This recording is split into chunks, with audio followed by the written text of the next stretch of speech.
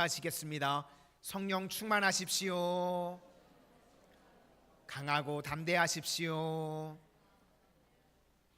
오늘은 은혜를 바라보라, 은혜를 바라보라라는 제목으로 하나님의 말씀 증거하도록 하겠습니다. 고3이 되면 6월에 모의고사를 보는 것 같습니다. 그걸 잘 보는 사람도 있고 못 보는 사람도 있을 것입니다. 그러나 수험생에게 있어서 정말 중요한 건 11월 13일 목요일 수능 당일에 잘 봐야 된다고 생각을 합니다. 수능과 모의고사의 관계가요, 성막을 만드는 관계에도 동일하게 적용이 된다고 생각을 합니다. 출애굽기 25장부터 31장까지는 하나님께서 성막을 어떻게 만들어야 되는지 우리에게 설계도를 주신 겁니다. 그것을 잘 받아 적은 것, 또 잘 새겨 들은 것, 이것은 일종의 모의고사와 같다고 생각을 합니다.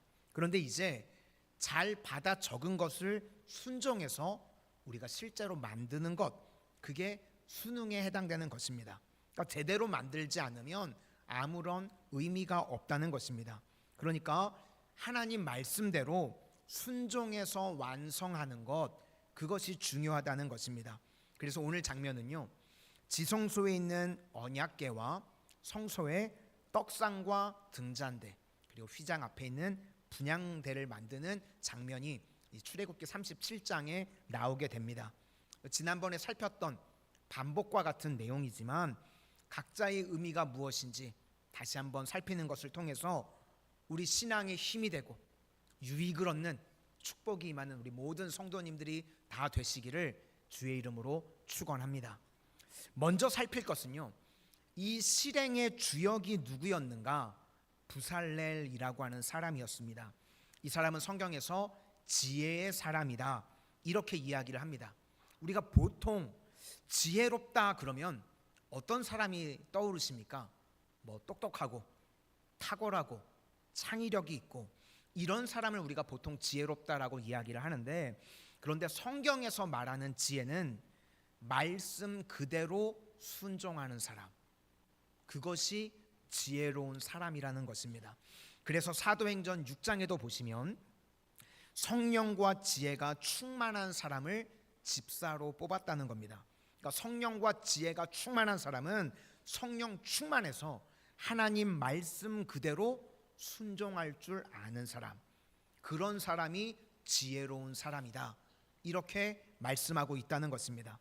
지혜로운 사람은요, 하나님의 말씀 그대로 순종하기 때문에 또 다른 말로 하면요, 스트레스가 없는 사람이다, 이렇게 말할 수도 있다는 것입니다. 부살렐의 이름의 뜻은 하나님의 그늘입니다. 그러니까 하나님의 그늘 안에서 안식하는 사람, 또는 하나님께 모든 것을 맡김으로 말미암아 책임감과 부담에서 벗어난 사람, 요즘식으로 이야기하면 그래서 스트레스가 없는 사람, 이렇게 말할 수 있다는 것입니다.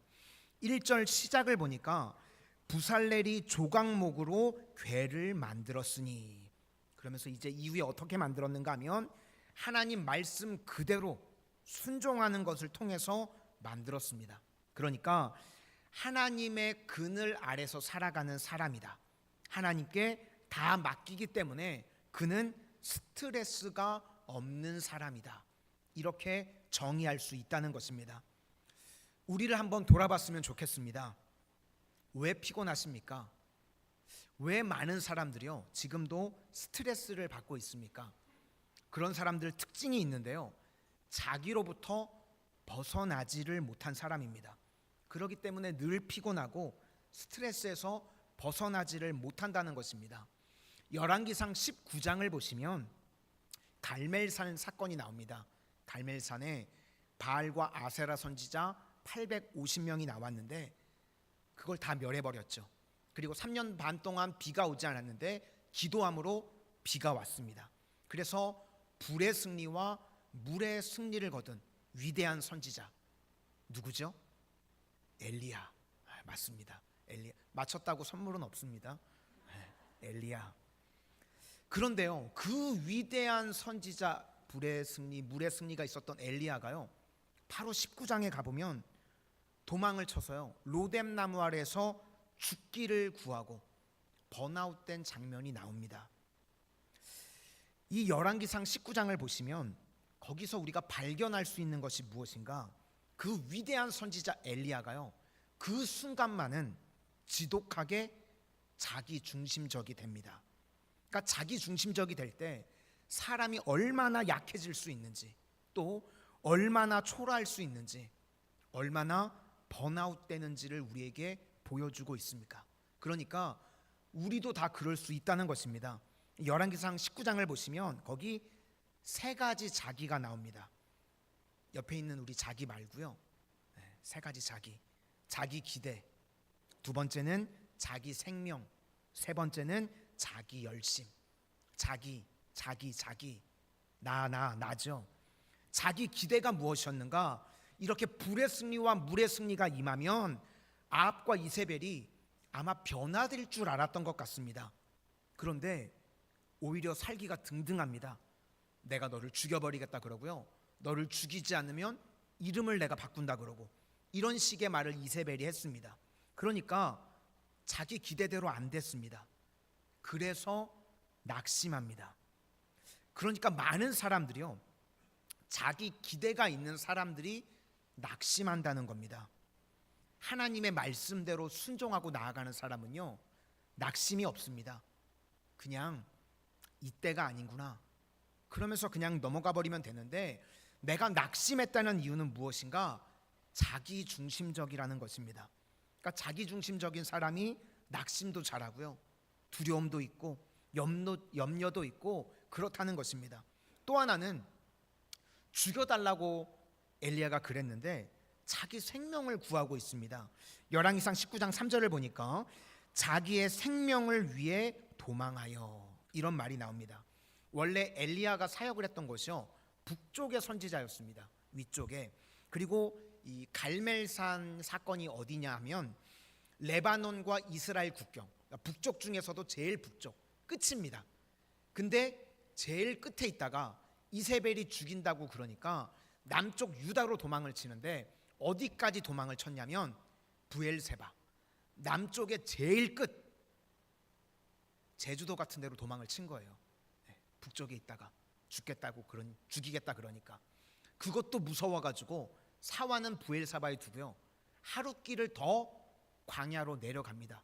그래서 로뎀 나무 아래에서 죽기를 구합니다. 그러면 이게 지금 죽자는 사람입니까? 살겠다는 사람입니까? 말로는 죽겠다고 하고 있는데요, 실제로는 살겠다는 겁니다. 그래서요, 옛말이 다 맞는 것 같아요. 처녀가 시집 가기 싫다, 고지고대로 들으면 안 되죠. 장사치가 손해보고 판다. 자, 거기에 속아가지고요, 얼마나 물건을 많이 샀는지 몰라요. 그죠? 다 거짓말이죠. 할머니 할아버지 죽고 싶다, 그거 그대로 믿으시면 안 돼요. 큰일 납니다. 그러니까 엘리야도 말은 죽고 싶다고 그러는데요, 살겠다고 북쪽 끝에서 남쪽 끝까지 뺑소니를 치고 있습니다. 엘리야가요, 하나님의 이름 가지고 생명 걸고 싸울 때는요, 얼마나 위대하고 담대했습니까? 850명 앞에서도요, 쫄지 않았습니다. 그런데 자기 생명, 그러니까 치졸하게 도망을 치고 있습니다. 스트레스 받고요, 피곤한 인생을 살게 됩니다. 그리고 세 번째, 엘리야가 뭐라고 이야기하는가? 자기가 이제까지요, 열심히 특심했답니다. 자기 열심을 이야기합니다. 내가 얼마나 하나님 앞에서 열심히 했는지 아십니까? 이걸 2번이나 반복합니다. 남들과 비교하면서 나만 홀로 남았거늘, 자기만 보이고요, 자기 열심만 보입니다. 그러니까 아무것도 없다는 거죠. 그때 하나님이 뭐라고 그러십니까? 바알에게 무릎 꿇지 아니한 7,000명이 있다는 겁니다. 그러니까 이렇게 위대한 엘리야도요, 자기에게 매몰되는 순간에 번아웃되고 스트레스 받고 피곤해집니다. 우리도 예외일 수 없다는 것입니다. 그러므로 세상에서 제일 약한 사람이 누구인가? 자기 중심적인 사람입니다. 자기 중심적인 사람은요, 두려움이 있고 염려가 있고 세상의 모든 책임을 다 자기가 지고 가니까요. 이 부담에 이거의 스트레스에 눌려가지고요. 그런 인생을 살아가게 된다는 것입니다. 스트레스가 떠나지 않는 인생. 혹시 우리 성도님들 중에 강아지 키우시는 분들 계신가요? 강아지. 주인이 너무너무 잘해주시면요. 스트레스를 받아서 일찍 죽는답니다. 왜 그런가? 강아지는요. 책임감이 강해가지고요. 엄마, 아빠, 가족들이 다 잘해주면요. 자기가 그 집의 가장인 줄 안답니다. 네, 기억하세요. 너무 잘해주잖아요. 자기가 가장인 줄 안대요. 그래서 이 가족을 내가 어떻게 부양할까 늘 그 고민을 하는 거예요. 이 강아지가. 그러니까 걱정하고 고민하다가요. 빨리 돌아가신답니다. 우리가 그렇습니다. 쓸데없이 내가 모든 것을 다 책임지려고 그러고요. 내가 부담감 가지고 피곤하고 스트레스 받는 인생을 살아간다는 겁니다. 우리는요. 주인이 아니고요. 주님의 종입니다.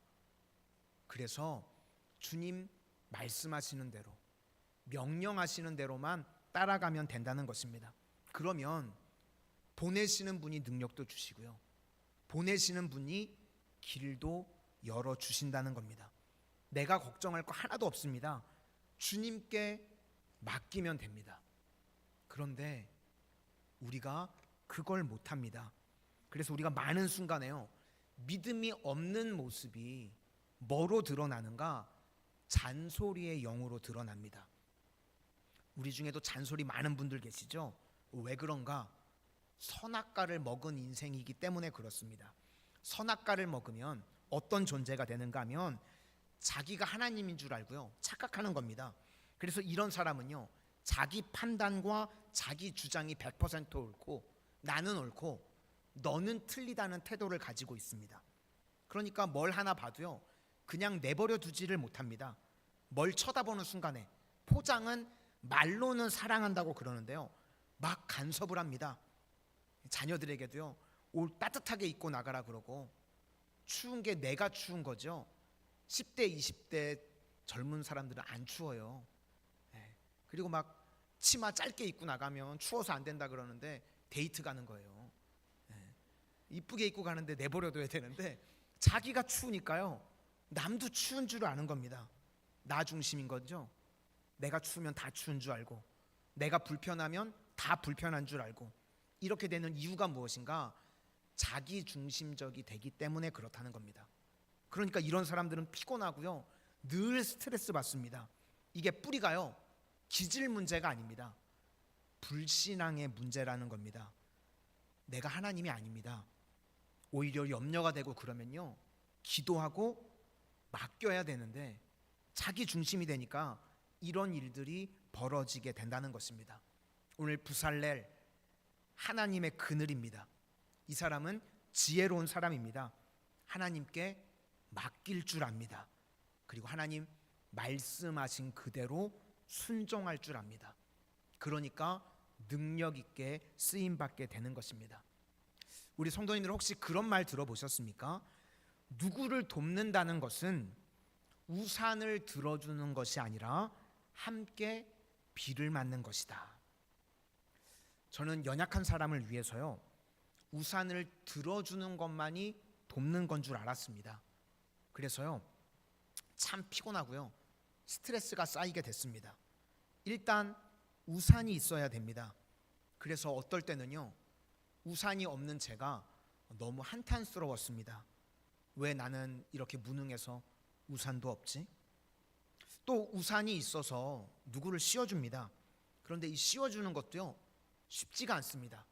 팔도 아프고요. 또 여기 어떤 문제가 생기냐면 내가 좀 많이 쓰고 상대방에게 덜 씌워주면 상대방이 비를 맞죠. 그러면 도와주고도 욕을 먹습니다. 저놈은 도와준다고 말만 하면서 나는 다 젖었다. 그렇게 되죠. 그럼 또 반대로 상대방만 씌워주면요. 상대방이 부담스러워합니다. 그러니까 이래도 문제, 저래도 문제가 됩니다.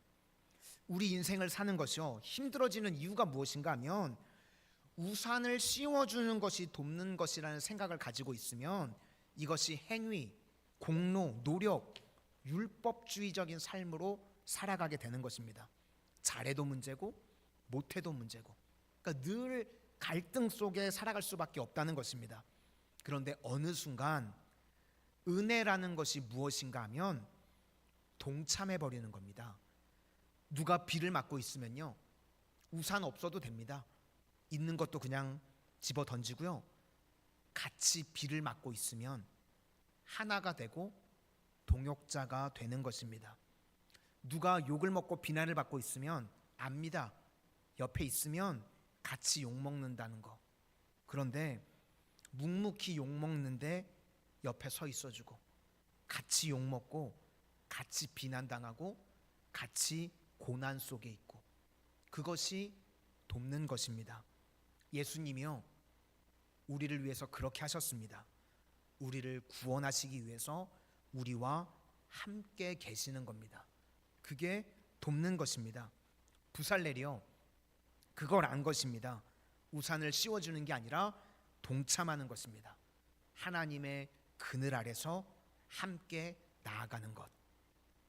그런 이야기 들어보셨죠? 예전에 광고로도 나왔었던 것 같은데, 어떤 학생이요, 암에 걸려서 항암 치료를 받다가요, 머리카락이 다 빠져버렸습니다. 그래서 부끄러워서 학교에 가는 걸 주저주저 하고 있다가 용기를 내서 학교에 갔더니 같은 반 아이들이요, 다 머리를 밀고 왔다는 겁니다. 그게 바로 비를 함께 맞는 겁니다. 그런데 우리가요, 이렇게 못하는 이유가 나에게 묶여 있으면요, 이렇게 못합니다. 나 중심으로만 생각하면요, 아무것도 할 수가 없다는 것입니다. 그런데 나를 벗어나서 이웃을 바라보고 그와 함께 서게 되면 그때부터 동역이 가능해지고 풀리게 된다는 것입니다. 오늘 특별히 이 언약궤 중에요, 언약궤를 덮고 있는 뚜껑을 속죄소라고 그럽니다. 뚜껑 위에 속죄소를 보면 천사 둘이 날개를 이렇게 마주대하고 있습니다. 그리고 그 공간을 뭐라고 부르는가 하면 속죄소라고 그럽니다. 예전 성경에는 이 속죄소를 시은좌라고 그랬습니다.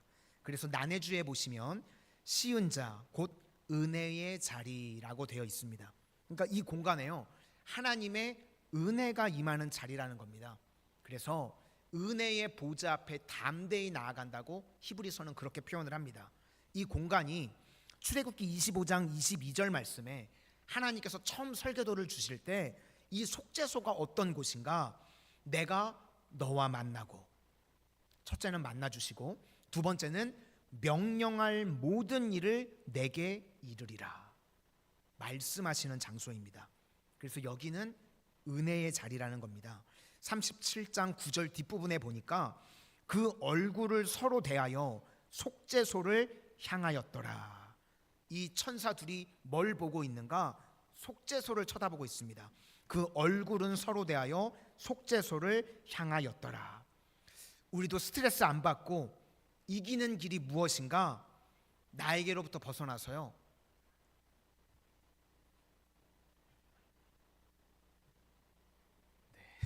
누가 떠드나 했는데 어디까지 했죠?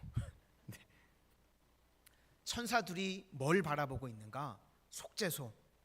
우리가 스트레스 안 받고 이 땅에서 이기는 길이 무엇인가? 우리도요, 나에게로부터 벗어나서 은혜를 바라보는 겁니다. 다시 말하면 예수님을 바라보는 것입니다. 이 자리에서 어떤 일이 일어나는가? 대속죄일에요, 피를 뿌립니다.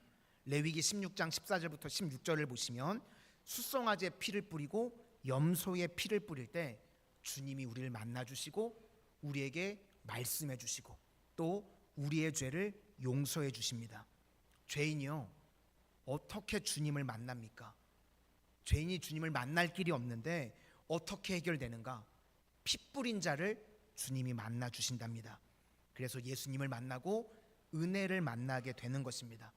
오늘도 예배의 자리에 나오신 우리 성도님들, 주님의 은혜를 만나고 예수님을 만남으로 말미암아 회복이 되는, 치유가 되는 인생들 되시기를 축원합니다. 10절을 보니까 여기서 원래 1절에서는 부살렐이라고 하는 이름이 나왔었는데 이제 10절부터 그가 또 그러면서 떡상을 만들었다는 이야기가 나옵니다. 저는 이게 너무너무 중요하다고 생각합니다. 부살렐이요, 이름이 사라져 버립니다. 무슨 이야기인가? 우리가 피곤함에서 또는 스트레스에서 벗어나기 위해서는요, 나로부터 벗어나야 된다는 겁니다. 부살렐이 뭐로 바뀌는가? 그로 바뀌는 것입니다. 우리 한국 사람들은 이 유교적 영향을 받아가지고요, 뭐 입신양명 이런 거 되게 좋아하죠. 그런데 나로부터 벗어나서 그가 될 때가 온다는 겁니다. 그때 비로소 우리의 묶였던 것들로부터 벗어나게 된다. 그때 비로소 하나님의 은총과 능력 가운데 우리가 서게 된다는 것입니다. 오늘 예배의 자리에 나오신 우리 모든 성도님들, 자기 자신에게 매달려서 흔들리고 스트레스 받는 인생이 아니라 주님을 바라보고 말미암아 스트레스에서 벗어나는 부살렐과 같은 은혜가 임하게 되시기를 주의 이름으로 축원합니다. 이제 두 번째 내용은 성소인데, 성소에 들어가면요, 들어가자마자 위에 떡상이 있고 그리고 밑에는 등잔대가 있는데 이걸 히브리 말로는 메노라라고 그럽니다. 7 금초대, 그리고 앞에는 휘장 앞에 분향단이 있습니다. 먼저 진설병은요, 떡입니다. 12지파를 상징하기 때문에 6줄 6줄 가지런히 놓습니다. 그래서 떡은 하나님 말씀입니다. 그리고 이제 그 밑에는 등잔대가 있는데 7 금초대 메노라. 여기서 중요한 거는요, 19절을 보니까 이쪽 가지에 살굿꽃 형상의 잔셋과 그 다음에 20절을 보니까 등잔대 줄기에는 살굿꽃 형상의 잔넷과, 그러니까 계속해서 살굿꽃이라는 것을 강조하고 있습니다. 우리가 살굿꽃 그러면 생각나는 거 있으시죠? 이거 스가랴서에도 나오고요, 예레미야서에도 나옵니다. 우리나라에는요, 살구꽃밖에 없었습니다. 그런데 영어 성경으로 보시면 이 살구나무를 다 뭐라고 번역했는가 하면 아몬드 트리라고 번역을 했습니다. 아몬드 나무입니다. 이 아몬드 나무가요, 히브리어로 샤케드. 그런데 예레미야 1장을 보시면 하나님의 워드 플레이입니다. 언어 유희. 히브리는 이 단어가요, 자음만 있고 모음은 때에 따라서요 외워서 부르는 겁니다. 그러니까 똑같은 단어인데 샤케드 그러면 아몬드 나무, 그런데 쇼케드라는 단어는요 지킨다. 그러니까 이스라엘 백성들은 이 아몬드 나무를 보는 순간에 무슨 생각이 드는가? 아, 하나님이 나를 지켜주신다. 이게 떠오르는 겁니다. 이게 예레미야 1장 11절과 12절에 나옵니다. 여호와의 말씀이 또 내게 임하니라 이르시되 예레미야야 내가 무엇을 보느냐 하시매 내가 대답하되 내가 살구나무 가지를 보나이다. 여호와께서 내게 이르시되 내가 잘 보았도다. 내가 내 말을 지켜 그대로 이루려 함이라 하시니라.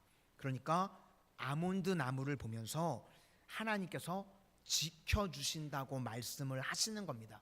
그러니까 언어 유입니다. 너 샤케드 봤니? 내가 쇼케드 해줄게. 너 아몬드 봤니? 내가 너를 지켜줄게. 그래서 지난번에도 말씀드렸죠. 우리 성도님들은 뭐 자녀들, 손주들 군대 가거나 시험 보면 엿 먹어라 그러면서 엿 주지 마시고 아몬드 주시라고.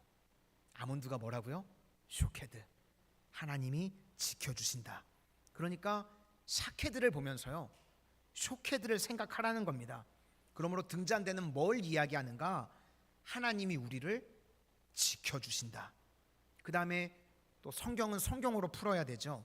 이 등잔대에 대한 해석이 구약에 명확하게 나오는 것이 어디인가? 스가랴서 4장 6절에 나옵니다. 이는 힘으로 되지 아니하며 능력으로 되지 아니하고 오직 나의 영으로 되느니라. 근데 이게 어떻게 나온 것인가 하면 스가랴서 4장 2절에 하나님께서요 예레미야에게 물으셨던 것과 마찬가지로 똑같이 물으십니다. 내가 무엇을 보느냐? 그랬더니 스가랴가 순금 근잔대를 봅니다. 그랬더니 천사가 말합니다. 너 그게 뭔 뜻인지 아니? 너 등잔대 뜻이 뭔지 아니? 그랬더니 스가랴가 주여 내가 알지 못하나이다. 그랬더니 그 뜻을 설명해 주시는 게 스가랴 4장 6절입니다. 여호와께서 스룹바벨에게 하신 말씀이 이러하니라. 만군의 여호와께서 말씀하시되 이는 힘으로 되지 아니하며 능력으로 되지 아니하고 오직 나의 영으로 되느니라. 요약하면 등잔대는 뭘 상징하는가? 성령을 상징하는 겁니다. 아까 말씀드렸던 것처럼 떡상은 말씀, 그리고 밑에 있는 등잔대는 성령. 성령께서 우리 성도님들을 쇼케드 지켜주신다는 것입니다. 그 다음에 이제 앞에 있는 분향단은 요한계시록 5장 8절을 보니까 이 향은 성도의 기도들이라. 분향단은 성도의 기도라는 겁니다. 시편 141편 2절에도 나의 기도가 주의 앞에 분향함과 같이 되며. 그러니까 이걸 요약하면 성소의 삶이 어떤 삶인가? 일단 성령께서요 우리와 동행하는 겁니다. 그러면서 우리를 지켜주신다. 그리고 성령은요 말씀과 연결이 되어 있습니다. 그걸 신약에서는 성령의 조명이라고 그럽니다. 그래서 말씀과 빛이요 같이 나옵니다. 시편 119편 105절 말씀에 주의 말씀은 내 발의 등이요 내 길의 빛이니이다. 그러니까 성령의 빛 가운데 하나님의 말씀을 이해하고 인도함을 우리가 받아야 된다는 겁니다. 성령께서요 우리와 동행하시면서 말씀을 깨우쳐 주신다는 것입니다. 그러면서 동시에 뭐가 있어야 되는가? 기도가 있어야 됩니다. 여기 교체 주기들이 나오는데 떡상의 교체 주기는 일주일입니다. 떡 12개를 떡상에 올려놓고 일주일이 지나면 제사장이 와서 떡을 교체해 줍니다. 그 다음에 등잔대와 분향단은요 교체 주기가 하루같이 안 됩니다. 아침 저녁입니다. 제사장이 아침에 들어와서 등잔대에 기름을 바꿔줍니다. 아침에 한 번, 저녁에 한 번. 그리고 분향단의 향도 아침에 한 번, 저녁에 한 번 바꿔줍니다. 무슨 이야기인가 하면 성령은 늘 우리와 동행해야 되고 우리는 늘 기도해야 된다는 겁니다. 이걸 신약의 데살로니가전서 5장에 뭐라고 표현했는가? 쉬지 말고 기도하라. 벌써 쉬지 않고 눈 감고 기도하시는 분들이 계시잖아요. 하나님 말씀 순종해서 쉬지 말라니까 벌써도 그냥 기도하시는 분들 계시는데 이게 데살로니가전서에 나오는 쉬지 말고 기도하라. 그러니까 교체 주기가요. 말씀은 일주일에 한 번, 일주일에 한 번만 말씀 들으셔도 되는 것 같아요. 교체 주기가. 근데 성령과 기도는요 날마다입니다. 우리 인생 가운데 휘장 앞에 쓴 것처럼 너무나 답답하고 숨이 턱 막힐 때가 있습니다. 그럴 때 성령께서 우리에게 뭘 말씀하시는 것인가? 그럼에도 불구하고 너희들 기도는 할 수 있다. 그걸 말씀하십니다. 내가 너와 함께 하겠다. 내가 너를 도와주겠다. 그러면 우리 인생에요 역전이 벌어지게 된다는 것입니다. 안 되는 일이 되게 되고요. 막혔던 것들이 뚫리게 된다는 것입니다.